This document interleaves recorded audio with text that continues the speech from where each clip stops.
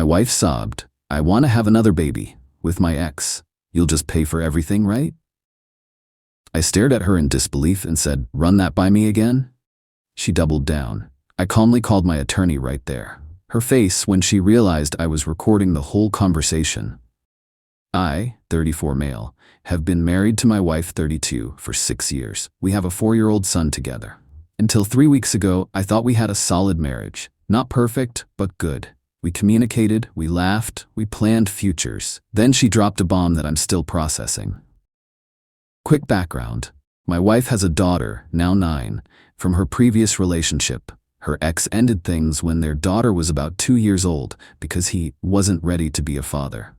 Classic deadbeat move. He paid minimal child support, showed up maybe twice a year for birthday parties, and basically treated fatherhood like an optional subscription service he kept forgetting to cancel. When I came into the picture, I stepped up. I've been that little girl's dad in every way that matters for 5 years.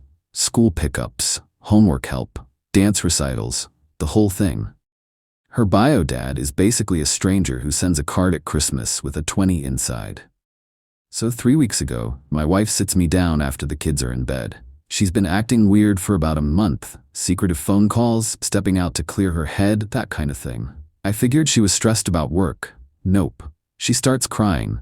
Not sad crying, more like nervous crying, like she knew what she was about to say was insane but was gonna say it anyway. "I need to tell you something, and I need you to keep an open mind." "Okay." "I've been talking to my ex about our daughter." My stomach dropped. "Talking how?" "Just reconnecting. He's changed. He wants to be more involved in her life." I took a breath.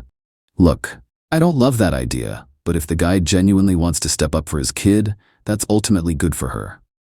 "Okay, we can figure out a visitation schedule or something." "That's not all. Here it comes. He and I have been talking about having another baby together." I actually laughed, like out loud, because surely she was joking. "What?" "He wants to give our daughter a full sibling, someone who shares both her parents. And I think I want that too." I stared at her. The crying intensified. "He'll still be our son's father. Nothing changes with him, but I want to give my daughter what she deserves, a real family with her real father." Run that by me again? I know it sounds crazy. It doesn't sound crazy. It is crazy. You want to have a baby with your ex while we're married. It wouldn't be cheating. You'd know about it. Oh well, that changes everything, as long as I know my wife is getting pregnant by another man. You're not listening. This isn't about us. It's about my daughter. Your daughter has a family. She has a brother, a stepfather who's been raising her, and a mother. That is a real family. She got defensive then. You wouldn't understand. You're not her real dad. That one hit different. 5 years. 5 years of being there, and I'm still not real to her. Okay, let's say I agree to this insane proposal. What exactly are you expecting from me? Well, he doesn't make much money, like at all, and I'd need to take time off work for the pregnancy, so you'd just help financially. Like you do now, the baby would live here. You'd be like an uncle figure. An uncle figure to my wife's baby with another man. You're making it sound weird. It is weird. It's the definition of weird. Lots of families have unconventional structures these days. This isn't unconventional. This is you asking me to be a cuckold with a checkbook. Don't use that word. That's gross. So is this entire conversation. Now here's where I did something that saved my life. About 2 months ago, I started using a voice memo app on my phone whenever we had serious conversations. Not because I suspected anything, just because I have a terrible memory and I wanted to remember important things we discussed. Doctor recommendations, financial decisions, that kind of stuff. That app was running. "I don't understand why you're being so selfish about this," she said. "I've given you 6 years. I gave you a son. The least you can do is support my decision. Your decision, not our decision, yours. Some things aren't up for discussion. This is what I need." I stood up. "I need to make a phone call." "To who?" I pulled out my phone and dialed my attorney. "Yeah, I have an attorney. We used him for our wills and some property stuff. Figured he'd know someone for this." "Hey, it's me. Sorry to call so late. I need a referral for a divorce attorney, tonight if possible." My wife's face went white. "What are you doing?" I held up a finger. 1 second. My attorney gave me a name, said he'd text the number. I thanked him and hung up. You're overreacting, she said. I haven't even done anything yet. Yet. T-word. You just told me you want to get pregnant by your ex and have me foot the bill. That's enough. I didn't say I was definitely going to do it. I said I was thinking about it. And I'm definitely thinking about divorce. Funny how that works. Then I told her something that made her go from pale to gray. By the way, I've been recording this conversation. Voice memos. Just so we're clear about what was said tonight. She stared at my phone like it was a loaded weapon. You can't do that. That's illegal. One-party consent state. Look it up. She started screaming then. Actually screaming. About betrayal, about privacy, about how I'd trapped her. I just stood there and let her burn herself out. When she finally stopped, I said, I'm sleeping in the guest room tonight. Tomorrow we're going to have a very different conversation with lawyers. Update 1. 1 week later. So things escalated. Shocker. After that night, I contacted the divorce attorney my guy recommended, sat down with her 2 days later, played the recording, and her exact words were, well, that's certainly a new one. She explained what I was looking at. 6 years of marriage, 2 kids, 1 mine biologically, 1 I've been raising, assets accumulated during marriage including our house. The division wouldn't be clean or fun.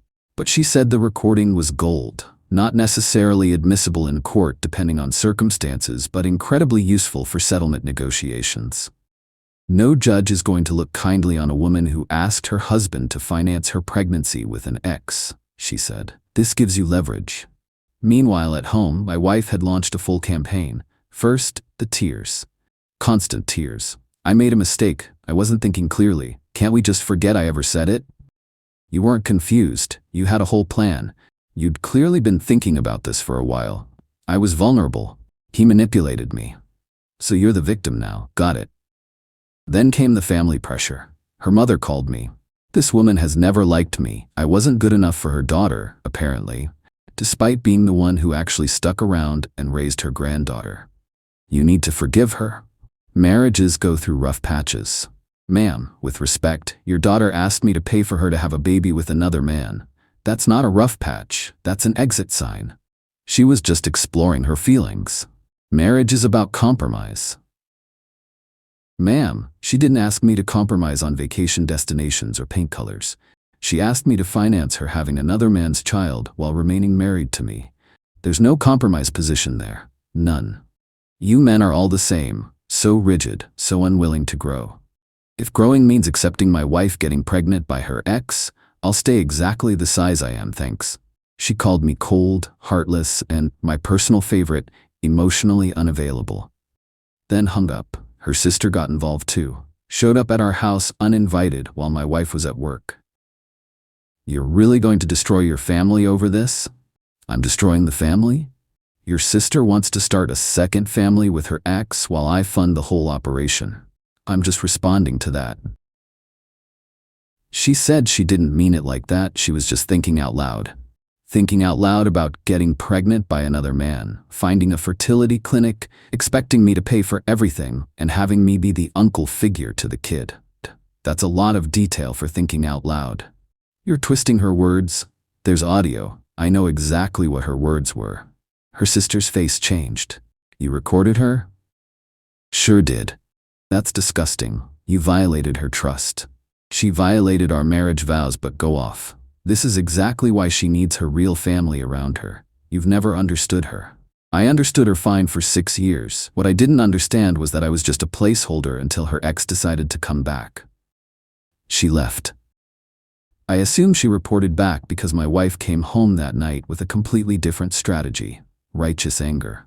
You're trying to destroy me, she said. You recorded a private conversation to use against me in court. I recorded a conversation where you asked me to fund your affair, baby. Slight difference. It wouldn't have been an affair. I told you about it. That's not the defense you think it is. I want that recording deleted. No. I'm serious. Delete it, or I'll tell everyone you're an abusive, controlling husband who records his wife without consent. I actually smiled at that one. Go ahead, and I'll play the recording for anyone who asks. Let's see whose story people believe. She didn't have a response to that. The next few days, she tried different tactics. Love bombing. Suddenly she was cooking my favorite meals, being extra sweet, suggesting date nights. When that didn't work, she weaponized the kids. She started telling our son that Daddy might be going away for a while. He's 4. He started crying every time I left for work, asking if I was coming back. That broke me, not gonna lie. I had to sit him down and explain that Daddy wasn't going anywhere, that both Mommy and Daddy loved him, but that we were figuring some things out. The older one, my stepdaughter, was quieter about it. But I noticed her watching me differently, nervously, like she was waiting for me to disappear too. I pulled her aside one night. Hey, whatever happens with me and your mom, I'm still gonna be here for you, okay? You're my kid too. She hugged me hard. Didn't say anything, didn't need to. That was the moment I knew I was doing the right thing. Whatever my wife had become, those kids deserved stability. And I couldn't provide that while married to someone who saw me as a wallet with legs. Update 2. 3 weeks later. Alright, things got messy, really messy. I filed for divorce.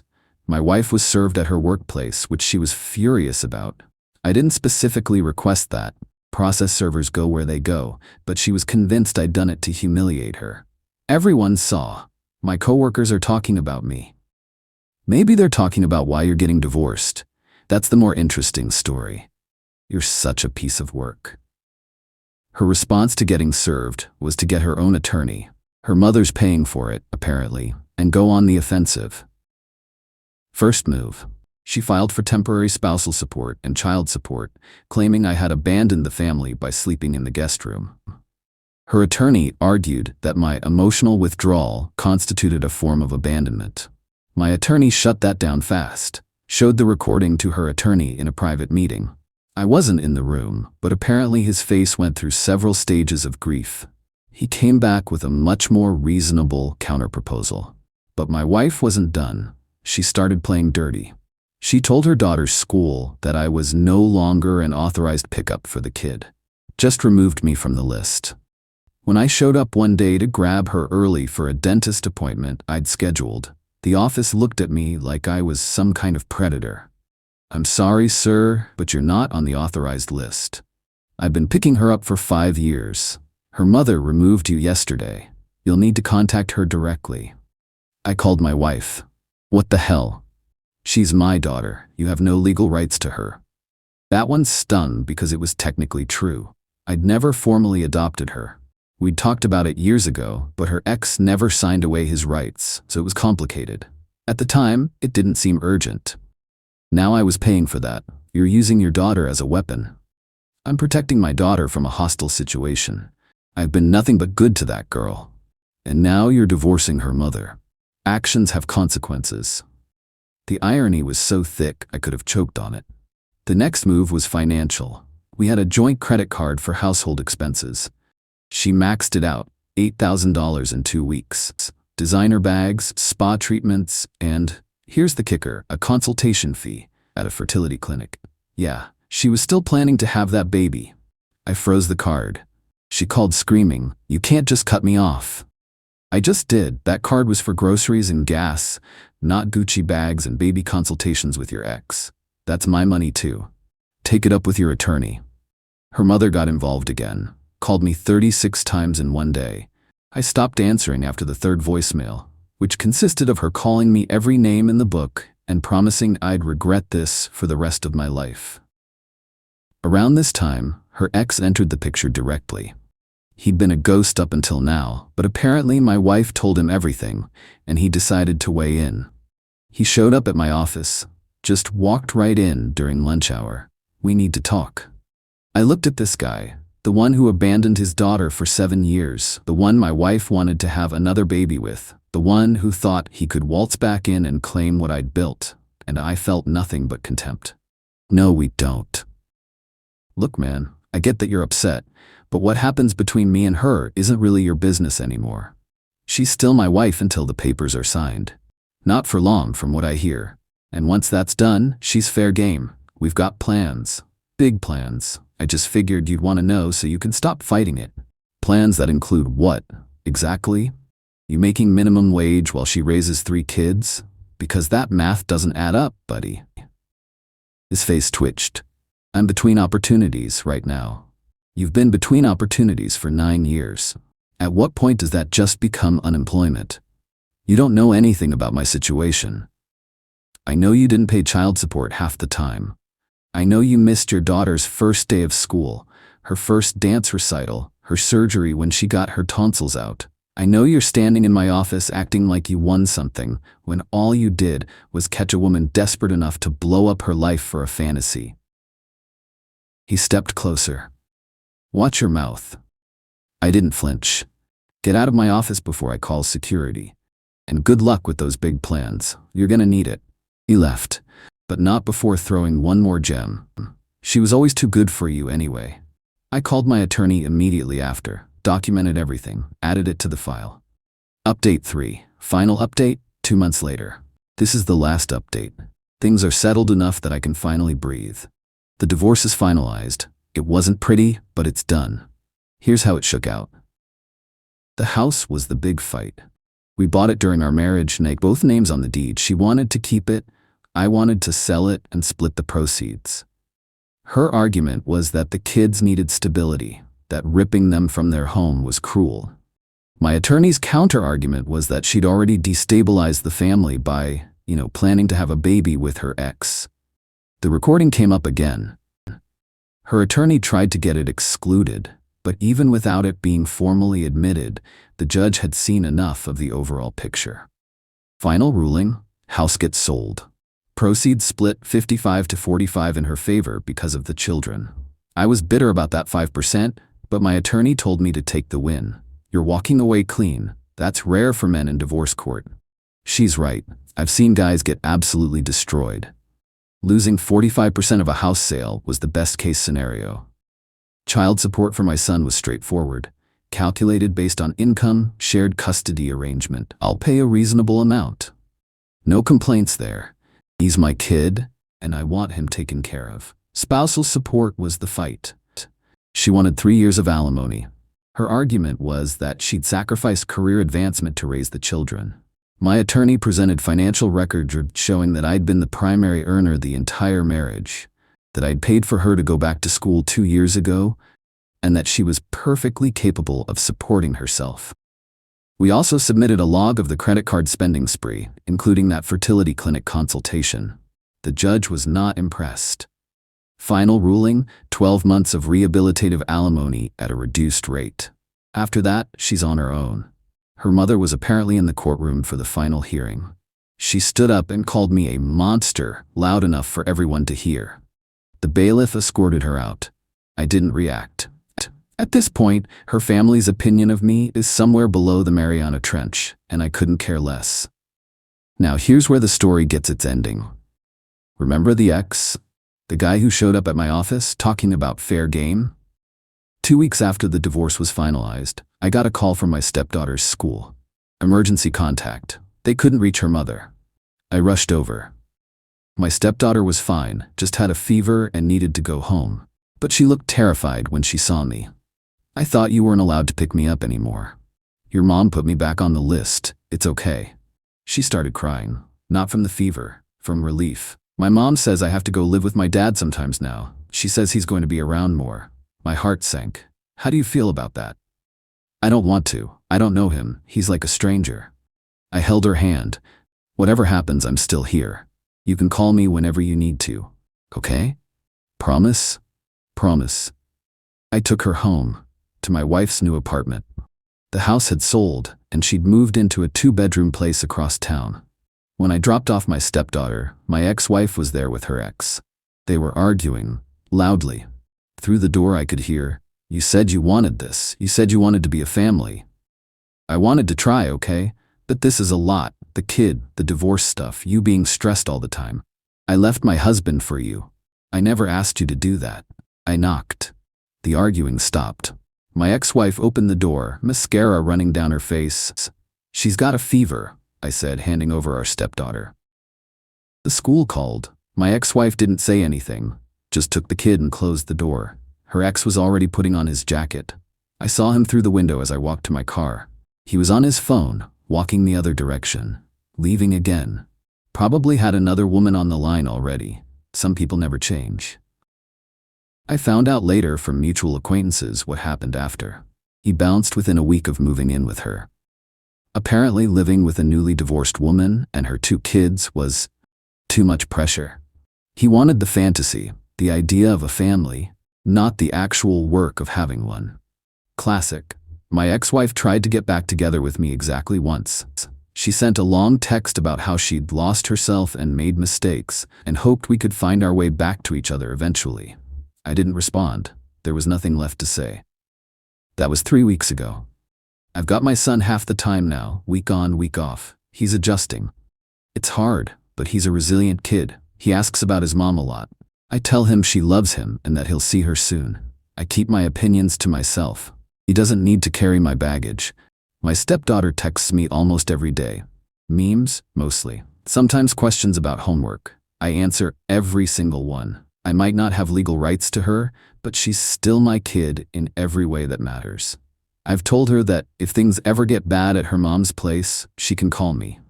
I've documented everything, talked to my attorney about options. If her mother's life becomes too chaotic, I want to be ready to step up. As for my ex-wife, she's learning what consequences means. Her dream of a perfect family with her ex is crumbling because, surprise, a man who abandons one kid isn't going to stick around for another. She's got 12 months of alimony and then she's on her own. Her mother can only bail her out so many times. Do I feel sorry for her? Some days. She threw away a stable life for a fantasy. That's sad, but she made her choice. She looked at everything I provided, the stability, the partnership, the love, and decided it wasn't enough. She wanted something I couldn't give her, and she was willing to burn everything down to get it. That's not on me. That's on her. The recording? I've still got it. Backed up in 3 places. My attorney says to keep it forever. You never know when someone might try to rewrite history. For everyone asking about advice, trust your instincts. When something feels wrong, it probably is. Document everything. And know your worth. I spent 6 years building a family, and the moment I was asked to fund my own replacement, I knew exactly what I was worth to her. Nothing. I deserve better than nothing. So do you. Thanks for following along. Take care of yourselves.